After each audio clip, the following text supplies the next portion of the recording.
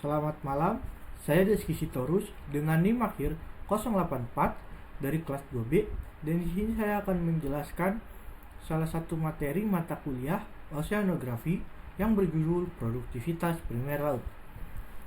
Apa sih itu produktivitas primer laut? Produktivitas primer laut adalah salah satu produksi molekul organik dan dari molekul anorganik melalui proses fotosintesis dan kemosintesis dengan bantuan organisme.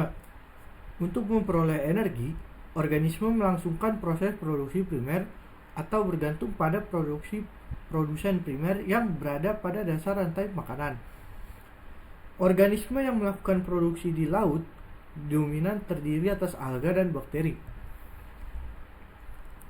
Produksi primer adalah jumlah total karbon dalam gram yang dikonversi menjadi materi organik dalam luasan 1 meter persegi per tahun.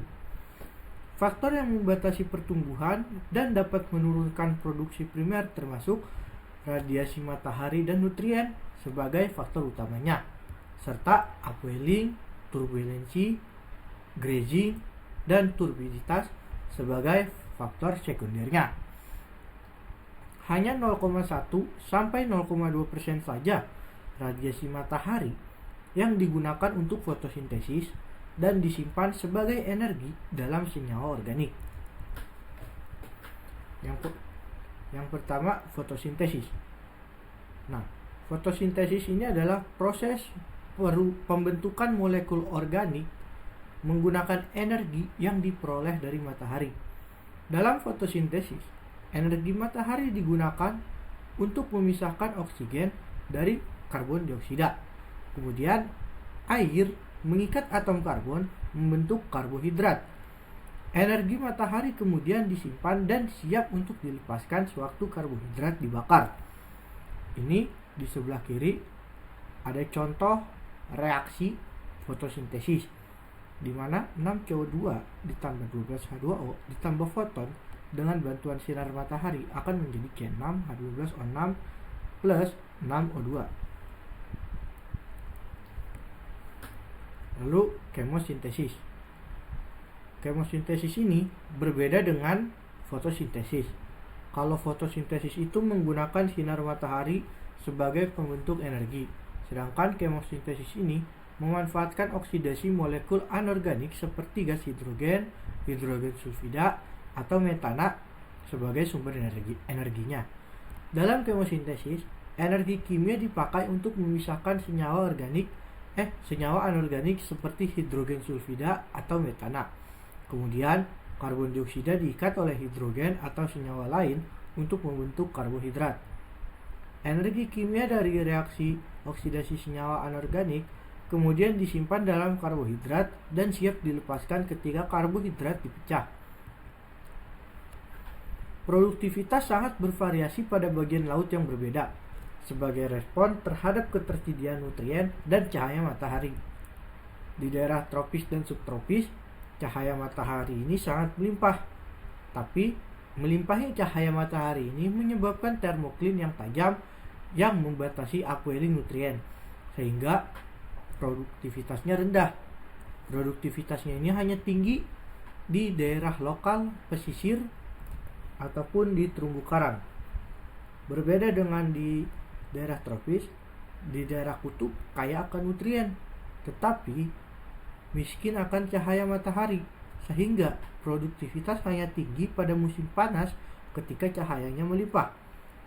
Sedangkan di daerah temperata, produktivitas menunjukkan pola musiman. Ini ada peta hasil produksi primer di laut. Yang warnanya semakin gelap, hasil produksi primernya semakin tinggi. Contohnya ini di daerah Peru, di Kepulauan Kanari, dan juga di daerah Benguela, salah satu kota di Angola. Di 3 daerah ini terjadi sebuah upwelling nutrien yang tinggi sehingga menyebabkan produktivitas primernya sangat tinggi hingga mencapai lebih dari 250 gram karbon per meter persegi per tahunnya. Ini ada peta penyebaran plankton di laut. Semakin merah warnanya menandakan sebuah daerah itu memiliki tingkat plankton yang tinggi. Contohnya ada di wilayah barat Afrika ini, di daerah Sahara Barat. Ini planktonnya sangat banyak karena sepanjang ini berwarna merah tua. Lalu di daerah Samudra Hindia bagian utara, di sebelah baratnya negara India, ini juga sangat banyak. Nah, semakin banyaknya plankton di suatu perairan akan menyebabkan plankton bloom atau ledakan plankton, dan ini tidak bagus untuk ekosistem perairan. Sekarang kita bahas komunitas fotosintetik yang ada di laut. Klasifikasi organisme fotosintetik pada habitat laut berdasarkan distribusi dan struktur fisik itu terbagi menjadi 5. Ada rumput laut yang berukuran besar, ada padang lamun, hutan mangrove, fitoplankton, dan juga simbiosis antara alga dengan hewan. Rumput laut.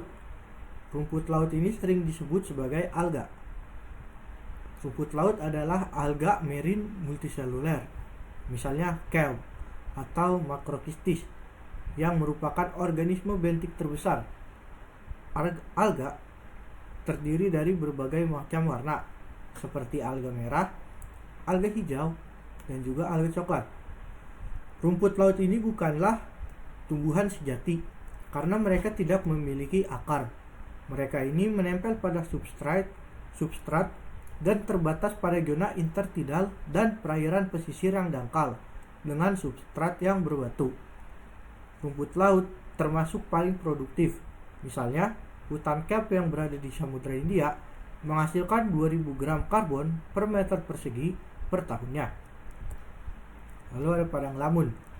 Berbeda dengan rumput laut, padang lamun adalah salah satu tumbuhan sejati karena mereka memiliki akar. Padang lamun adalah tumbuhan berbunga dari familia Posidoniacea, Zosteraceae, Hydrocharitacea, dan Chimodoxea. Padang lamun berada di perairan pesisir yang dangkal dan tenang, menyerupai padang rumput di bawah air. Padang lamun memanfaatkan nutrien dalam substrat, tidak terbatas oleh nutrien di dalam air. Padang lamun dapat memproduksi 4000 gram karbon per meter perseginya dalam waktu 1 tahun. Hutan mangrove. Hutan mangrove ini adalah habitat pesisir tropis dan subtropis. Hutan mangrove terlindungi dari ombak besar, dan juga mereka melindungi daerah pesisir pantai dari ombak yang besar juga. Hutan mangrove bersubstrat sedimen berlumpur yang kaya akan materi organik. Contoh dari tumbuhannya adalah Rhizophoracea dengan penghasilan rata-rata 900 gram karbon meter persegi per tahunnya. Lalu ada fitoplankton. Fitoplankton adalah organisme yang tidak mampu melawan arus. Fitoplankton adalah tumbuhan mikroskopis tersuspensi di air dengan variasi gerak. Ada yang memiliki flagela, ada yang memiliki silia, ada juga yang tidak memiliki alat gerak. Fitoplankton berwarna coklat, hijau, biru hijau, atau kemerahan, tergantung spesiesnya. Pertumbuhan fitoplankton dibatasi oleh beberapa hal, yaitu cahaya matahari, nutrien, dan suhu. Gross productivity. Gross productivity adalah ukuran total energi atau bahan organik yang dihasilkan melalui fotosintesis oleh fitoplankton di laut. Ini penting sebagai indikator potensi produktivitas dan kesehatan ekosistem laut, serta dasar bagi rantai makanan laut. Gross productivity dipengaruhi oleh cahaya, nutrisi, suhu, dan dinamika arus laut, yang semuanya bekerja sama untuk mendukung kehidupan laut. Lalu ada komunitas kemosintetik laut. Komunitas yang melakukan kemosintesis di laut berupa mikroorganisme yang hidup di lingkungan laut yang gelap dan dalam. Mikroorganisme ini akan menggunakan reaksi kimia untuk menghasilkan makanan. Proses ini biasanya terjadi di sekitar hydrothermal vents atau cool ship di dasar laut. Senyawa kimia yang biasanya digunakan adalah hidrogen sulfida, metana, dan juga amonia. Ini ada peta penyebaran produktivitas primer. Yang berwarna hijau menandakan penyebaran produktivitas primer yang sangat tinggi. Yang berwarna merah juga menandakan penyebaran produktivitas primer yang sangat tinggi juga. Contohnya di Brazil atau di Amerika Selatan terdapat hutan Amazon yang merupakan hutan hujan tropis terbesar di dunia, sehingga membuat Amerika Selatan berwarna hijau pekat. Di daerah Asia Tenggara, khususnya di Indonesia, juga memiliki hutan hujan tropis di daerah Kalimantan, sehingga berwarna hijau pekat. Di sebelah barat Sahara, daerah lautannya berwarna merah, dan juga di sebelah barat India, daerah lautannya juga berwarna merah, sehingga ini menandakan tingginya penyebaran produktivitas primernya. Oke, sekian dari saya. Mohon maaf jika ada kesalahan kata. Jika ada saran atau kritik yang ingin disampaikan, silakan sampaikan di kolom komentar. Terima kasih. Wassalamualaikum warahmatullahi wabarakatuh.